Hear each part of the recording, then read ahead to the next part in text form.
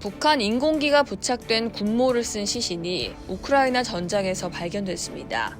이처럼 북한군이 러시아와 우크라이나 전장에 배치되고 있다는 증거가 연일 전해지고 있는데요. 자유아시아 방송은 4일 당시 촬영된 사진을 RFA 기자가 직접 확인했다며 바닥에 쌓인 시멘트와 콘크리트 파편 위에 북한 인공기가 부착된 군모를 쓴 시신 한 구가 보인다고 보도했습니다. 2014년 러시아의 크림반도 병합 이후 우크라이나군을 지원하고 있는 리투아니아의 비정부 기구인 블루옐로우는 지난달 25일 쿠르스크에서 발생한 교전에서 이미 북한군 사망자가 나왔다고 주장한 바 있죠. 블루옐로우의 요나스 오만 대표는 3일 RFA와의 인터뷰에서 우크라이나군이 제공한 드론 촬영 영상에서 북한 국기가 부착된 군모를 쓴 병사들이 다수 포착됐다고 말했습니다. 오만 대표는 러시아군이 러시아 진지를 공격했고 러시아군이 5인 사격으로 자국 진지를 포격했다며 그로 인해 우크라이나군과 러시아군 일부가 사상자를 냈고 그중 북한 병사 일부가 포함된 것으로 보인다고 전했습니다.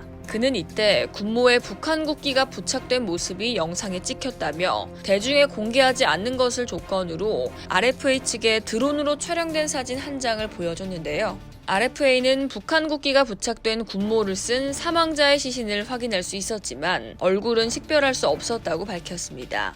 오만 대표는 인터뷰에서 이 사진이 북한 국기가 가장 선명하게 나온 것이라며 이 병사는 오래된 러시아제 칼라시니코프 소총을 지니고 있다고 말했습니다. 그는 영상에서 여기저기 전사자가 보이긴 하지만 명확히 판단하긴 어렵다며 진지가 포격을 당했고 처음엔 상대가 러시아군뿐인 줄 알았지만 드론이 지나가면서 그제야 북한군으로 추정되는 시신이 있는 걸 발견했다고 말했습니다. 사망한 북한 병사는 약 10명 정도로 추정되지만 혼란스러운 교전 상황으로 인해 정확한 수를 파악하긴 어려운 상황인데요.